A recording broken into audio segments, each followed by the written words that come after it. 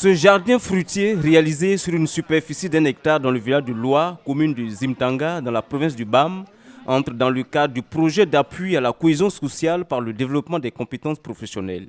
Il est mis en œuvre par l'association Zordnoma pour le développement en collaboration avec Expertise France, avec l'appui financier de l'Union européenne. Ici, ce sont plusieurs femmes venues des différents villages de la commune de Zimtanga qui ont reçu des formations sur ce que c'est un jardin fruitier, les différentes notions de plantation de plants et leur importance. Durant plusieurs semaines donc, elles se sont frottées dans une ambiance de convivialité dans ce jardin fruitier, ce qui contribue à renforcer la cohésion entre elles. Il y a plus de 8 villages qui sont représentés. Donc, c'est comme on est dans une intervention de cohésion sociale. On voit qu'aujourd'hui, les femmes se frottent, voilà, et il y a une bonne relation, une certaine cohésion entre ces femmes-là, qui peut-être ne se connaissaient pas. Et grâce à ce projet, et grâce à ce travail-là, et grâce à cette formation, elles sont aujourd'hui ensemble. Voilà, et qu'elles peuvent continuer ensemble pour d'autres projets à venir ou bien d'autres travaux à venir également. On peut y trouver différents types d'espèces de plantes dans ce jardin, dont des plantes médicinaux et comestibles.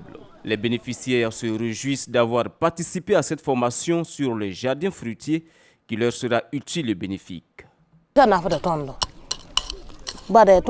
Nous sommes contentes d'avoir participé à cette formation, car les plantes que nous avons mises en terre vont être bénéfiques pour nous et pour la génération à venir. Nous avons planté du haricot, du gombo, du oseille et bien d'autres plantes. Bientôt, on pourra en utiliser pour la consommation ou pour se faire des revenus en commercialisant les fruits et les feuilles.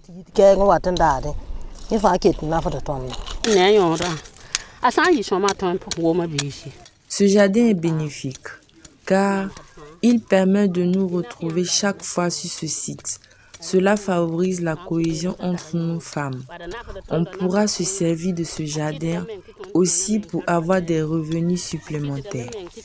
Toujours dans le cadre du projet Pacte, des jeunes du village de Loa ont bénéficié également d'une formation en plomberie. Il y a une forte production maraîchère ici et qu'il est nécessaire par moment que les gens puissent comprendre comment canaliser l'eau, voilà, d'un point A à un point B et comment les utiliser rationnellement.